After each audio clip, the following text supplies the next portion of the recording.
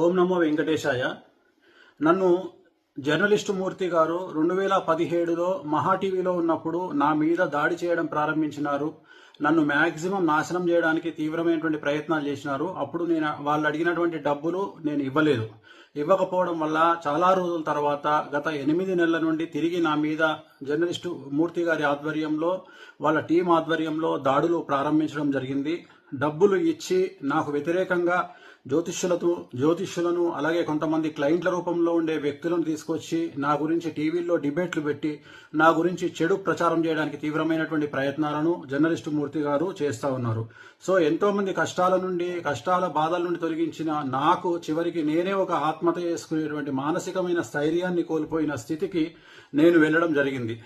So చాలా చాలా చాలా చాలా గత 8 నెలల నుండి సుమారు 15 కేజీల బరువు తగ్గిపోవడం జరిగింది. సో ఇదంతటికి కారణం ఒక వీడియోని మీకు చూపిద్దాం అనుకుంటున్నా. ఆడియో వినాలని కోరుకుంటున్నాను. నువ్వు నాకు మెసేజ్ చేశాక నేను మళ్ళీ మెసేజ్ చేశాను, like you want me to wait అది ఇది అని చెప్తే లేదు ఇక్కడ ఇంకా లేట్ అయ్యేలా ఉంది, ఇది అలా సింపుల్గా కూర్చొని మాట్లాడుకునే మ్యాటర్ కాదు కదా, మళ్ళీ అందులో ఇంకా ఎందుకు రిస్క్ ఫోన్లో మాట్లాడడం అన్నట్టు నేనైతే మెసేజ్ పాస్ చేశానమ్మా.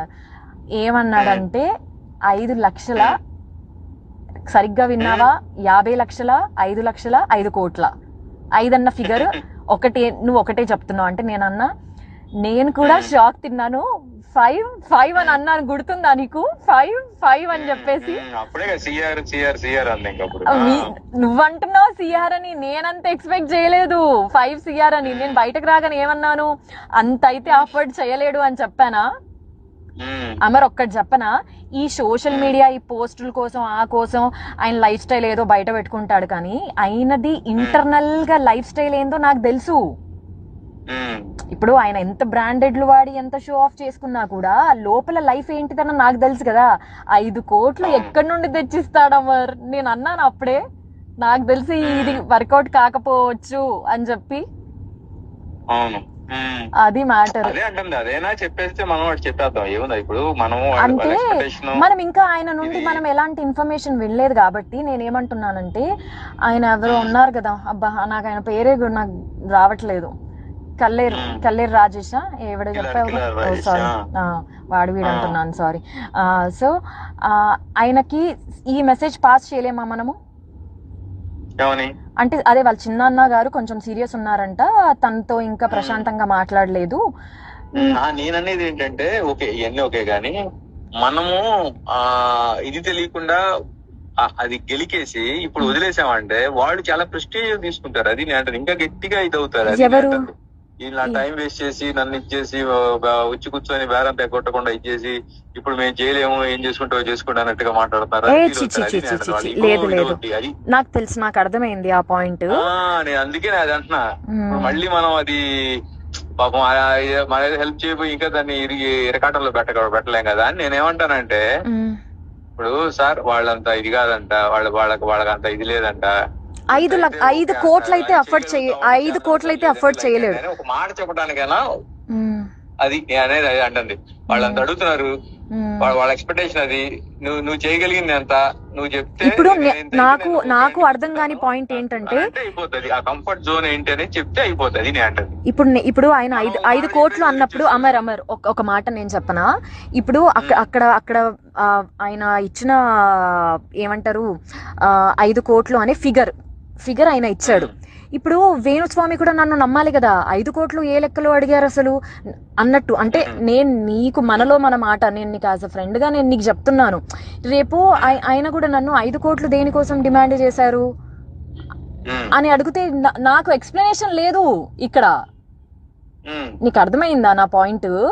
ఆయన నా మాటని నమ్ముతాడా అనే క్వశ్చన్ మార్క్ లో నేను ఉన్నాను. ఆ ఫిగర్ వినగానే చూసావు కదా, నా మైండ్ అంతా బ్లాక్ అయిపోయింది బయటకు రాగానే. సో ఇప్పుడు దీన్ని మనం ఏం చేద్దాము? నేను అదే అంటుంది. ఇప్పుడు వాళ్ళు అడిగారంటే ఆయన చెప్పే రీజన్స్ ఏంటంటే చెప్పాడు కదా, చాలా చిక్కుముళ్ళు ఉన్నాయి, వీటన్నిటిని ఇచ్చేయాలి, ఇప్పుడు ఓనర్స్ ఇచ్చుకోవాలి. అంటే ఇందులో బిఆర్ నాయుడు గారికి, ఇందులో ప్రేమకి రాంబాబు గారికి కూడా పోతుందా? అందరికి వెళ్తుంది. మూర్తి అందరికి, మూర్తి, ప్రేమ, అబ్బో అట్లా వీళ్ళంతా కనెక్ట్ అయ్యారు.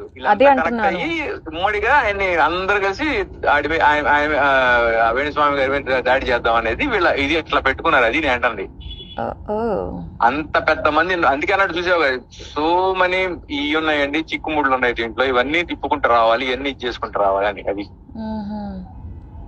అది ఆయన ఏం చేశాడు, మనలో మన మాట ఇప్పుడు జస్ట్ మనలో మన మాట 5 కోట్లు అయితే ఆయన ఆఫర్ చేయలేడు అంటే ఆయన దగ్గర అంత లేదు. ఎందుకంటే నేను చూసాను కాబట్టి నేను నీకు పర్సనల్ గా చెప్తున్నాను, ఆయన లైఫ్ స్టైల్ అంత కాదు. ఎందుకంటే నేను దగ్గర నుండి చూస్తున్నాను కాబట్టి నాకు తెలుసు. ఇది కాకుండా నెక్స్ట్ ఆప్షన్ ఏముంది ఇప్పుడు? ఈయన ఒకవేళ ఇలా సెటిల్మెంట్ చేసుకోకపోతే లేదండి, నేను ఏదో 50 లక్షల కంటే ఇచ్చుకోలేను, లేదా నేను 1 కోటి రూపాయల కంటే ఇవ్వలేను అని ఏదైనా ఒక మాట చెప్తే నేనేమంటానంటే, మనకేం వద్దు, నువ్వు వద్దు, నేను ఇన్వాల్వ్ అవుతాను అనేది వాళ్ళకు ఒక మాట చెప్పేసాం అనుకో, వాళ్ళకంత ఇదే లేదంటలేనే ఆయన పోటీ చేయలేడంట, ఇది ఆయన రేంజ్ అయితే ఇది, దీంట్లో అయితే ఏమన్నా మీరు చేయగలుగుతారంటే కూర్చుందామండి అని చెప్పేసి మనం స్కిప్ అయిపోవచ్చు. నేను అంటే అది నేను అందుకే ఆయన్ని చెప్పమను, నాకు ఇదే కావాలి. చేయగలను అదే అంటే అది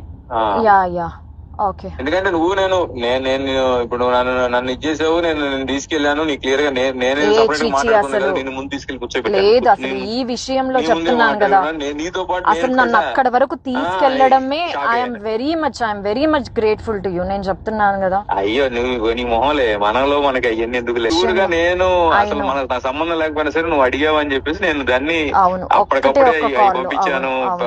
ఏ కంప్లైంట్ ఇచ్చారు ఏంటి అవన్నీ పంపించాను నీకు. నేనే మాట్లాడి ఇది ఏమైనా సెటిల్ చేయగలుగుతామండి ఆయనతో మాట్లాడి, ఇలా కాదండి సరే మీరు ఎంత ఇవ్వగలరో ఏం చేస్తారో చెప్పండి, వాళ్ళకి చెప్తాం, వాళ్ళకి ఆ ఫిగర్ నచ్చితే ఇది అవుతా, లేదంటే నేను నా ఫ్రెండ్ స్కిప్ అయిపోతాం, ఆ తర్వాత మీరు ఏమొస్తుందో అదంతా మీరు చూసుకోండి అని చెప్తే అయిపోద్ది. నేను అంటే అది మనం ఈ విషయంలో మనము అమ్మో అసలు ప్రవీణ్ గారికి చెప్తాం, ప్రవీణ్ గారు ఆయన కన్వే చేసుకుంటాడు, ఏమండి ఆయన 1.5 కోటి ఇవ్వాలని అంటున్నాడు, 1 కోటి రూపాయల కంటే ఇవ్వని అంటున్నాడు, ఇదండి పరిస్థితి అని అంటే, వాళ్ళు సార్ రమ్మన వచ్చినంత ఏదో ఒకటి వచ్చింది సార్ రమ్మన్న ఇది అంటే కూర్చుంటారు, లేదంటే వద్దులే మనం చాలా మందికి ఇచ్చుకోవాలి, ఇది చేసుకోవాలి, వర్కౌట్ కాదులే అంటే లైట్ తీసుకుంటా. అది నేను అంటుంది. ఇందులో ఇందులో మూర్తి కూడా తీసుకుంటాడంటవా? పక్క ఖచ్చితంగా వీళ్ళంతా పంచుకుంటారు కావచ్చు. రాంబాబు 250 రూపాయలు 300 500 రూపాయలు ఇవి కూడా వాళ్ళు రాంబాబు తెలుసా. మళ్ళీ ఇలాంటి వాళ్ళకి ఇంత పెద్ద పెద్ద అమౌంట్ చాలా ఎక్కువ కదా అమర్. చెప్తున్నా అవి కూడా వాళ్ళు వదులుతారు. ఇప్పుడు వాళ్ళకి అందరూ ఆడి చెప్పే లెక్క ఏంటి, ఆయన చెప్పే లెక్క అందరికి 30-40 ఇచ్చుకుంటూ వెళ్ళాలి, అన్ని అన్నింటినీ ఇచ్చేసుకుంటూ వెళ్ళాలి. ఛానల్ హెడ్లకి నేను చిల్లర ఇట్లాంటివి ఇస్తే వాళ్ళు యాక్సెప్ట్ చేయరు. ఛానల్ హెడ్లు అంటే మళ్ళీ వాళ్ళ గట్టిగా సమర్పించుకోవాలి, అవన్నీ చేయాలని చెప్పేసి ఆయన దీంట్లో ఇది ఉండలే. కానీ మనం ఎంత చేయగలం, ఎంతవరకు చెప్తే దాంట్లో వాళ్ళు చేయగలరా లేదా అనేది చెప్తే అయిపోద్ది అంతే. అంటే నేను రేపు ఆయనకి ఎక్స్ప్లెనేషన్ ఇచ్చుకోవాలి కదా అని. నీకు ఒక చిన్న ఇది ఇస్తాను చూడు, వాళ్ళతో మాట్లాడుకొని వాళ్ళతో డీల్ చేసుకుని అప్పటికి నేను కూడా రానంటే రామర్ నువ్వు అని నువ్వు లోపలికి రమ్మంటే వచ్చి లోపలికి నేను, అవునా కదా? నువ్వు లేకుండా ఎలా నువ్వు కూడా రా, నువ్వు ఉంటే ఇది ఉంటుందంటే సరే నేను ఒక ఆడపిల్లని ఒక్కదాన్ని లోపలికి పంపించాను కరెక్ట్ కాదని చెప్పి నేను బాలు వాళ్ళ కోట్లు వేసేద్దాం, ఆయన ఒకటి చెప్పమను, మనం జస్ట్ కన్వే చేద్దాం ఇదని.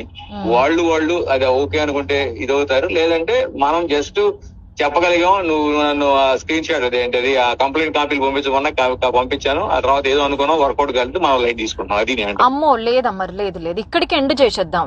నేను బయటకు వచ్చినప్పుడు ఏమన్నాను, ఇప్పుడు కల్పించేసి సో అండి తనే చూస్తుంది అని చెప్పేసి నేను వెళ్ళిపోదాం అనుకున్నా యాక్చువల్ గా. బట్ నాకెందుకు నేను తీసుకొచ్చాను, నేను ఉండాలి పక్కన, తన పక్కన ఉండి నేను అది నేను అనేది ఏంటంటే ఇంపార్టెంట్. ఇవన్నీ మనకు నువ్వేది చెప్పేసే ఇది ఇవన్నీ ముసుగులో గుద్దులాట్లు కదండి, మాకు వేరే ఇంట్రెస్ట్ కూడా ఏం లేవు. మీరు చెప్తే అదంతా వాళ్ళకి చెప్తాం, వాళ్ళకు నచ్చితే రమ్మంటే ఎలాంటి ఎలి కలవండి, లేదంటే అవదని చెప్తారు వాళ్ళు, నేను చెప్పేస్తాను అంతే. ఇంతవరకు అయితే మేము తీసుకుంటామండి. ఇప్పటికే మనం కొంచెం అంటే ఎక్కువే తీసుకుని వెళ్ళాం, అంటే మనం అది ఎక్స్పెక్ట్ చేయలేదు కాబట్టి ఏదో సెటిల్ చేద్దాం అన్నట్టు. అసలు నాకు మైండ్ బ్లాక్ అయిపోయింది, ఇలా ఉంటాయా సెటిల్మెంట్లు అంటే. వామ్మో నేను ఎక్కడికి వచ్చాను, ఏం జరుగుతుంది నా వెనకాల నాకు అసలు అవన్నీ. ఇప్పుడు నాగేంద్ర నచ్చాడు కదా ఖైరతాబాద్ ఎమ్మెల్యే, ఎమ్మెల్యే ఇప్పుడు చెరువులో ఏదో ఇది కట్టాడని చెప్పేసి ఇప్పుడు ఈ హైడ్రా అని చెప్పి నడుస్తుంది. ఇప్పుడు రంగనాథ్ అని చెప్పేసి కమిషనర్ ఇప్పుడు ఆ అక్రమ కట్టడాలు మొత్తం కూల్స్తున్నాడు అనమాట వీటిలో కట్టినవన్నీ. ఓకే సో ఓకే దాంట్లో వాళ్ళిద్దరికి పెద్ద ఇష్యూ అయింది. ఇప్పుడు అది అక్కడ సెటిల్మెంట్ అవుతుంది ఇప్పుడు. అందుకని జస్ట్ ఎస్సా నోనా లేదంటే స్టిల్ వెయిట్ చేద్దాం, ఇంకా ఏదైనా మాట్లాడాలని ఉంది అని అంటే నువ్వు మెసేజ్ చేయి చాలు నాకు. నేను వీడియో చూశారు కదండి. ఆ ఆడియోలో మాట్లాడింది జర్నలిస్ట్ అమర్ గారు. అతను తెలియని వాళ్ళు ఎవరు లేరు. వీరు సీనియర్ జర్నలిస్ట్ అమర్ గారు కాదండి, ఇతను జూనియర్, మూర్తి గారి అనుచరుడు. ఇతను TV5 మహా టీవీ అన్నిట్లోనూ పనిచేశాడు. ఇప్పుడు ఎక్కడ చేస్తున్నాడు ఒకటి తెలియదు, ఛానల్లో ఉన్నాడు, జర్నలిస్ట్ అనమాట. సో ఒక జ్యోతిష్కుడికి 5 కోట్లు ఇవ్వమని మమ్మల్ని వారం రోజుల నుంచి మాకు మనశ్శాంతులు లేవు, నేను డల్ అయిపోతే ఇంట్లో వాళ్ళు డల్ అయిపోతారని ఎక్కడికి బలవంతంగా యాక్టివ్ గా ఉన్నాను. ఇద్దామంటే 5 కోట్లు అంటే మాట్లాడండి. నా బంగారం, నా కూతురు బంగారం కూడా అమ్మినా దాంట్లో 5% కూడా రాదండి. ఆఖరికి సూసైడ్ కూడా చేసేసుకుందాం అనుకున్నాను. కాకపోతే సూసైడ్ చేసుకుంటే వీళ్ళు ఎలా క్రియేట్ చేస్తారు తెలుసా?